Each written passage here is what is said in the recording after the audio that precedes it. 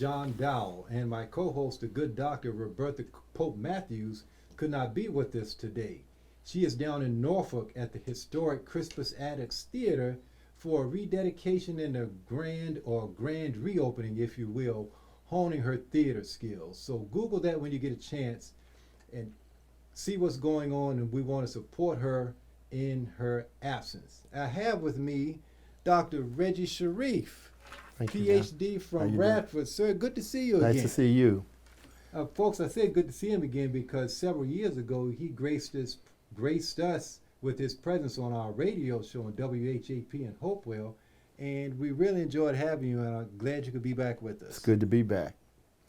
He just made a special trip from Roanoke, Virginia, just to spend time with us, and I want to thank you. If you want to tell us about your ties and how you got here from Roanoke and Radford and all that good stuff. Okay, good. Well, I'm a native of Roanoke, and I finished Lucy Addison High School in 1969. So later this summer, I'll be celebrating my 50th high school reunion.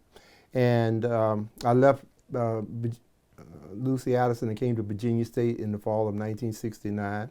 And I earned a BS in Business Administration from Virginia State, and then I went on to get a master's in Public Administration from Lynchburg College and a PhD in Public Administration and Policy from Virginia Tech. And so I've been teaching at Radford University for over 30 years. I also have held an appointment at the Center for Public Administration and Policy at Virginia Tech for 15 of those years, where I teach master's courses and also courses in their doctoral program. I've also taught at the Indiana University Graduate School of Business. My interests are organizational change and leadership, human resource management, and public policy. In addition, I've also been a writer, a columnist for the Roanoke Times, and I had my own column for 6 years, and I wrote over 350 columns on public affairs issues, and I continue to contribute 2 or 3 columns a year to the Roanoke Times editorial page. So, John, in addition to being an academic, in many circles, I'm more known to be a public intellectual. Okay. And a public intellectual is an academic who writes and researches and publishes in academic journals, but also publishes in newspaper columns, does interviews for the broader public. And the most famous black public intellectual actually happened to be W.E.B. Du Bois. Okay. And Du Bois was an advocate, of course, for black rights. Du Bois coined the term the talented tenth, African Americans who had education, who should be the example for the broader group. And current public intellectuals are probably the most famous one in the country today is Paul Krugman, the economics Nobel Prize winner who writes for the New York Times, and also an African American at the Hoover Institute at Stanford University, Thomas Sowell, who's a very conservative economist. And public intellectuals have a lot of influence because people read newspapers, people listen to interviews, and public intellectuals shape ideas, they shape opinions, they shape how people view society, view changes in society. And so, as I said, I've got a lot of recognition in the field of public administration and policy, but I've noticed that when I get introduced now in most places, it's about the columns I've written for the Roanoke Times. So my recognition as a public intellectual is well known throughout the Commonwealth of Virginia, and in particular in Southwest Virginia. Well, you bring some instant credibility to our show. Thank you so very much. Thank you. You mentioned Tom Sowell. I used to read his columns quite a bit in the Washington Post and other newspapers, and he is conservative, but he's pretty smart. PhD in economics, is that correct? PhD in economics from the University of Chicago. He studied under Milton Friedman, and Sowell is a free market advocate. Yes, he is. And he's an unbelievable researcher. He's an unbelievable writer, and he's extremely productive. I mean, he's 85 or 86 now, and he's I don't know, probably 30 books and a number of journal articles, but the columns he's written, right? And I really like Thomas Sowell. but sometimes I disagree with Oh, Thomas yeah, Sowell. yeah. And I wrote a book several years ago where I disagreed with Thomas Sowell, and I likened it to tugging on Superman's cape. Okay. Because you find very little holes in Sowell's research, but I did find a glaring hole in Sowell's argument about affirmative action in higher education. Okay. Sowell's argument concerning the admission of minorities to colleges and universities is based on the premise that the only criteria should be merit. Okay. So whoever has the highest grade point average, whoever has the highest SAT scores, right?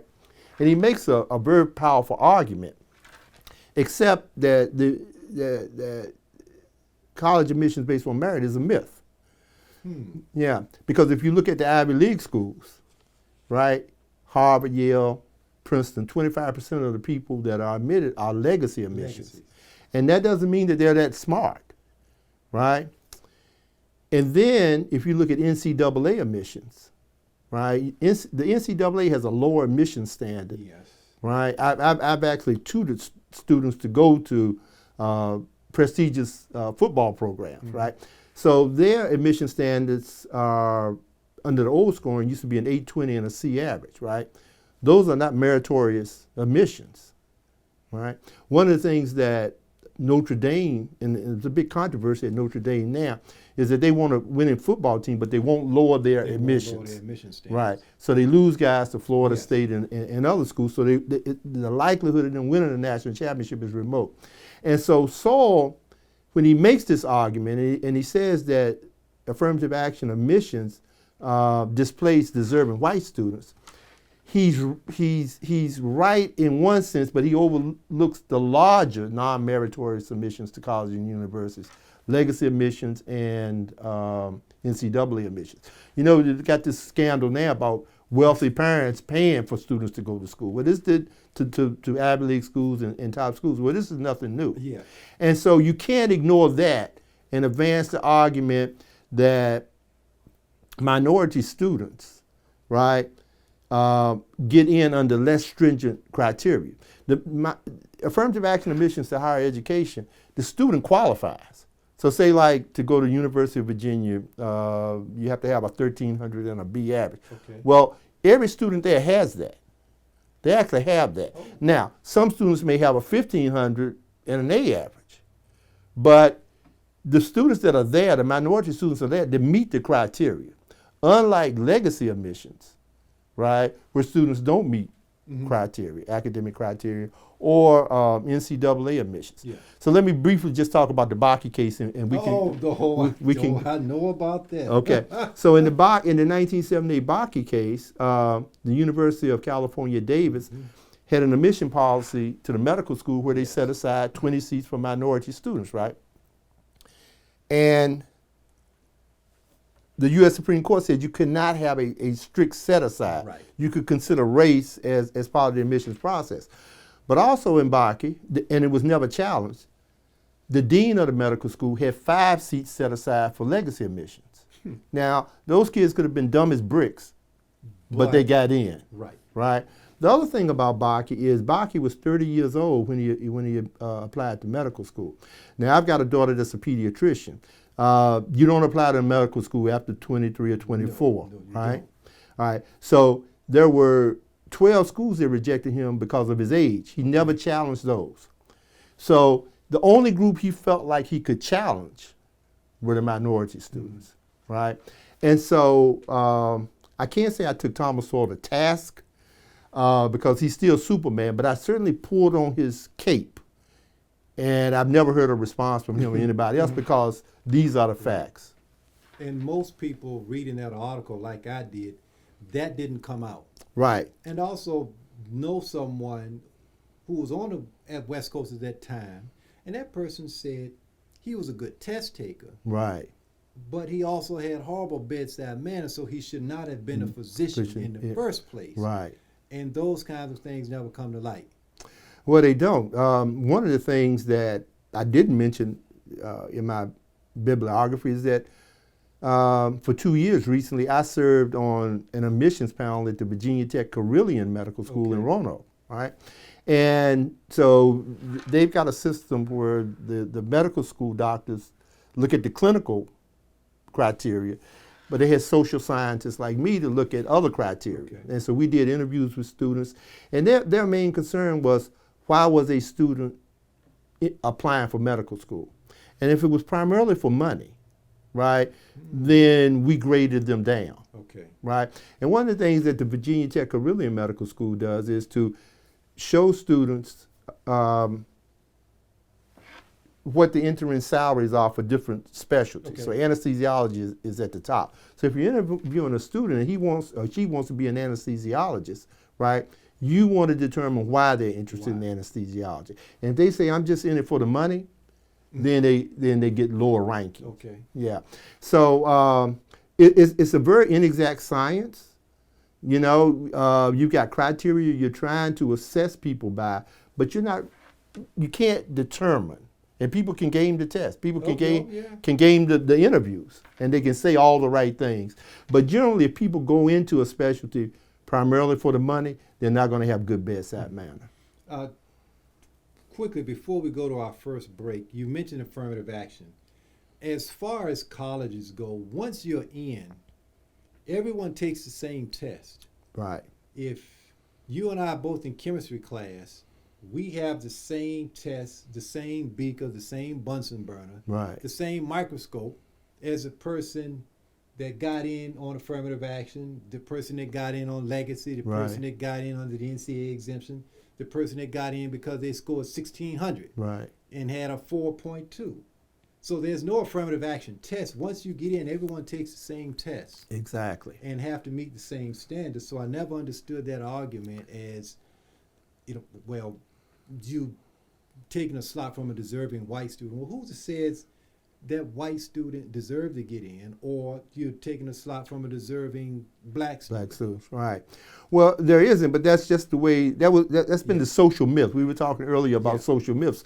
And so it's deeply ingrained in American society that people advance based on merit.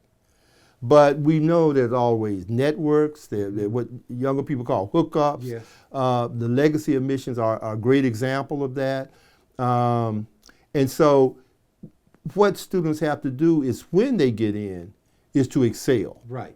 They have to compete. And you can go in with certain disadvantages, but you have to overcome those and compete. And so, I mean, these social myths become the reality in our society. And but when you look at the data, you look at the hard data, and I think this case on the West Coast where parents were paying, they were wealthy enough. Yes. So the students, there is no merit involved. Most of those students were not qualified to go to Harvard, Yale, UCLA, University of Southern California. The parents were paying full tuition. So that blows up. And they get precedent over the student that has a 3.8. Exactly. But they need financial aid. And that's where the real displacement takes place. We're going to take a break, and we're going to come right back with more with Dr. Reggie Sharif. This is Listen Up a Minute. I think financial education should start as early as possible in the home. Let me give you an example. My father used to always tell me, Reggie, pay yourself first. And what he meant by that was, whenever you get a raise, to save the raise, to continue living at the same standard you were and save the raise. So I think it's extremely important for this financial literacy or economic literacy to begin in the home and continue in the schools, in public schools, private schools. I think by second or third grade, after students can count, ideas about financial literacy should be taught. Ideas about investing, the terminology, 401ks, IRA accounts, etc. And when you do that, you demystify these concepts. We're back. I'm John Dowl, along with Dr. Reggie Sharif. Dr. Sharif, you have a PhD in public policy, but you're also interested in finance. And I mention that because a lot of people think that, well, you have a PhD in public policy, you can't talk about finance. You have a PhD in economics, you can't talk about social media. You have a PhD in social media, you can't talk about health disparities. Because you have a PhD in one area doesn't mean you're pigeonholed to that area. And you wanted to talk about reverse mortgages and generational wealth. And folks, let me just throw this out here. He said you owned or you managed a State Farm insurance company? Well, I worked for Allstate for many years. You worked for Allstate, the Yeah. good hands people. So Yeah. in order to be insurance, you got to know something about money and how it works. So Yes. let's get right into it and tell us about this issue with reverse mortgages. Well, I teach a course on public policy, and I always teach about the intersection between economics and public policy. Okay. Public policy is really about economics and how effectively public policies are implemented. Last month in June, USA Today ran a series of articles concerning reverse mortgages in the African American community. And what that research showed was that since 2009, 100,000 black people in the United States had lost their homes because of reverse mortgages. And the series was very interesting. And we want to start, and I want to start this discussion with a basic understanding of market capitalism. Okay. Where there's a demand, there's going to be supply. And so poorer people and African Americans who own their home had a demand for money. Okay. Right? And they wanted to use money to improve their homes, use money to send children to college or grandchildren to college. So they borrowed against their homes in a reverse mortgage. Now, we all have seen the television commercials with Henry Winkler and Tom Selleck and other people advertising this. And it's true that President Reagan in 1981 signed into law reverse mortgages. So let me briefly define what a reverse mortgage is. A reverse mortgage is borrowing against the equity of a paid home, okay. Right? So you can borrow against the home, but you don't have to make a monthly payment. So you borrow. So say you borrow $30,000 against your home. You don't have to make a monthly payment, but the interest accrues. Okay. All right?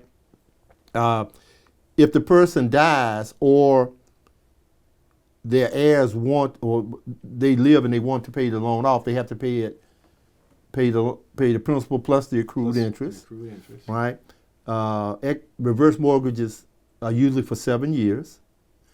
And the bank can foreclose if you don't keep homeowners insurance on the house or pay property taxes. Okay. And so what this research showed and what this study showed was that a lot of African American people got reverse mortgages but didn't really understand the terms of the reverse mortgage, and they lost their homes as a result. How is that different from just borrowing the equity from your house? Or is that the same thing? No, it's not. An equity loan, they're similar in the sense that you're borrowing against the equity in your house. Okay. But an equity loan, you pay a monthly note. Oh, okay. You pay a monthly note, and until this past year, you could write the interest off of that note. Mm-hmm. I prefer people to to get an equity loan because you're paying that note off every month. And so you understand that you're moving toward paying off the loan.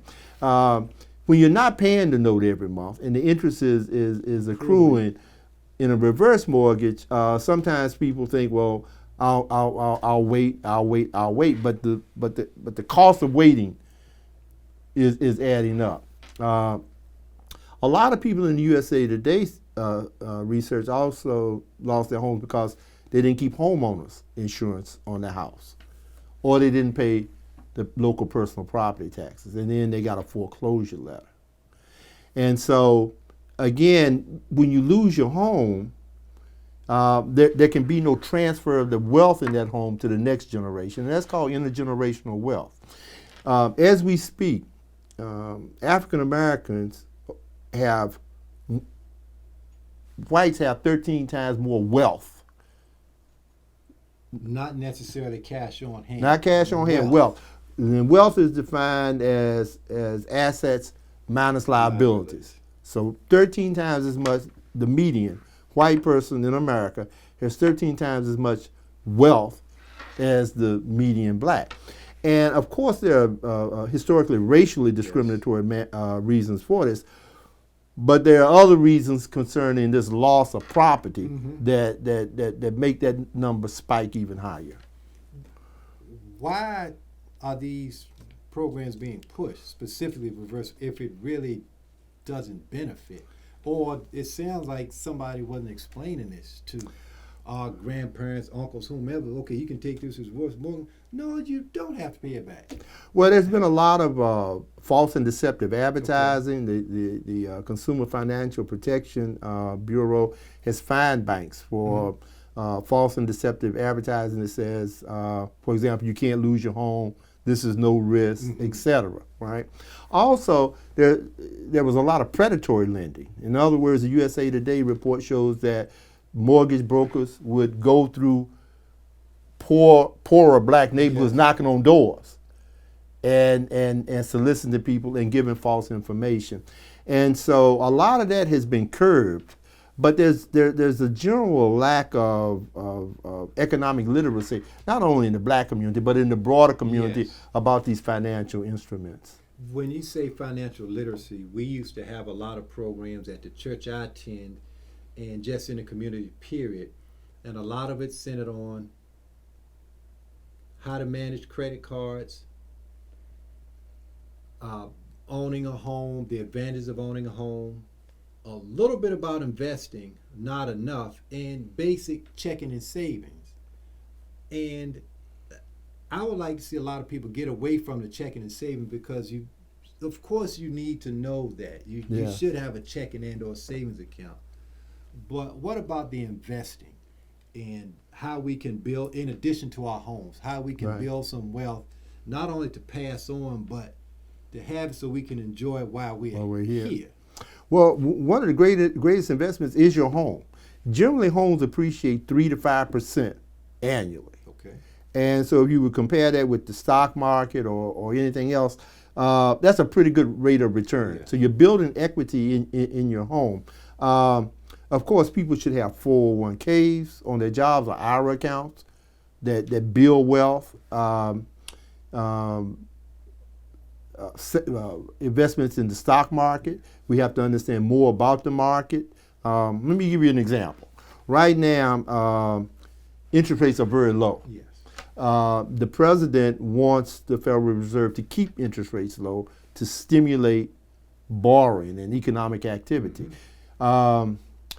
Those who want interest rates, the federal interest rates to rise, are concerned about inflation or the creation of asset bubbles that triggered the 2008 recession. But now would be a good time to actually get in the market. Okay. Right? Several years ago, Warren Buffett, one of the richest men in the world, made a bet with a hedge fund manager. And he said he could invest $1 million into a particular mutual fund. And because of the low handling fees, right, in 10 years would have more money than the $1 million invested in a hedge fund manager. Okay. After 7 years, the hedge fund manager admitted he couldn't do it. So you can invest in a passive mutual fund, and that money just compounds and it grows. So there are a lot of different instruments. I agree with you. I think that social groups in the African American community, the Greek organizations, the religious organizations, should have seminars or meetings where these things are discussed. Because the more financial literacy you have, the better decisions you can make about accumulating wealth. What about investment clubs? Investment clubs would be good. Yes. I mean, anything to demystify how to create wealth in America. I mean, even your credit score. Right now, if you have a good credit score, you can borrow cheaply. The lower your credit score, the more it costs you to borrow. And so when we pay things on time, our credit score goes up, and that becomes a big advantage. Even you mentioned earlier that I worked at Allstate Insurance Company. I worked in the underwriting department. When I worked there 30 years ago, we underwrote risk based on previous losses. Okay. Now, the greatest indicator of risk is the credit score. And so, if you keep your credit score up, everything is easier. From borrowing to investing, everything. You have access to capital, and that's the primary way to build wealth in the United States. We're going to wrap up real quickly. You mentioned IRAs, Roth IRAs, traditional IRAs, so forth and so forth. And some people push them. They push, and some people pay to push them. Now, what if you may push the traditional and or Roth IRA, and I might say, wait a minute. Let's look at investing in a piece of property where you can get a greater, just as good a return or even greater return. Right. Your thoughts on that? Well, I think you're absolutely right. I mean, one of the things that investors talk about is your tolerance for risk. Okay. Right? How much tolerance, and when you're in the stock market, I mean, you have to have a certain tolerance for risk, right? And so a surer rate of return would be to invest in a traditional IRA, Okay. right? If it can go from your employer directly into the IRA, it's pre-tax dollars, so it goes in and you only tax when it's taken out. A Roth IRA has already been taxed, so you can put that in, and then when you reduce it, when you take it out, there's no tax. Yeah, so that's pretty safe. I mean, I think you have to have a balanced portfolio, Okay. right? So that if something happens in the market or something happens in property. See, the asset bubble in 2008 devalued property Yes, it value. did. So you can lose in property as well. So you want a balanced portfolio so that if one thing happens, see again, market price is depressed, then you're still accumulating wealth through an IRA account through other means of investment. But so you want a diversified portfolio when you're investing. But all of these things come through conversations. Yes. One final thing I'd like to say is that I teach at 2 state universities in Okay. Virginia, Bradford University and Virginia Tech. Part of what professors should do is community service. So there's a lot of expertise at Virginia State in Petersburg, at VCU in Richmond, at these state universities, James Madison in Harrisonburg, UVA, that these professors can come to community groups and discuss these things with a high level of expertise. And I think there should be outreach from community groups, from city administrators to the universities. Because once you begin to understand this, it demystifies all of these financial instruments and you make better decisions. On that note, we're going to wrap it up. Dr. Reggie Sharif, thank you. Thank Good you to see so you much. again, and please come back to see us. Folks, this has been Listen Up a Minute. I'm John Dowl.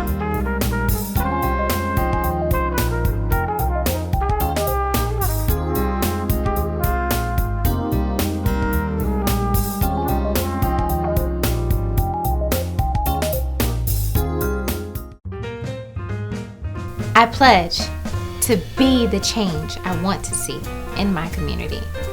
Register and vote. I pledge to vote in all elections, local, state, and national. Vote. I pledge to always remember people suffered and died for the right to vote. Vote. I pledge to always remember we, the people, have the power. Vote. I pledge to always remember to make a change. Vote. I pledge to remain in school until I graduate. Register and vote. I pledge to remain a law-abiding citizen and protect my right to vote. I pledge to always demonstrate respect for myself and others. Vote. I pledge to get out the vote. I took the Get Out the Vote pledge. What about you? Vote. Take the pledge. Take the power.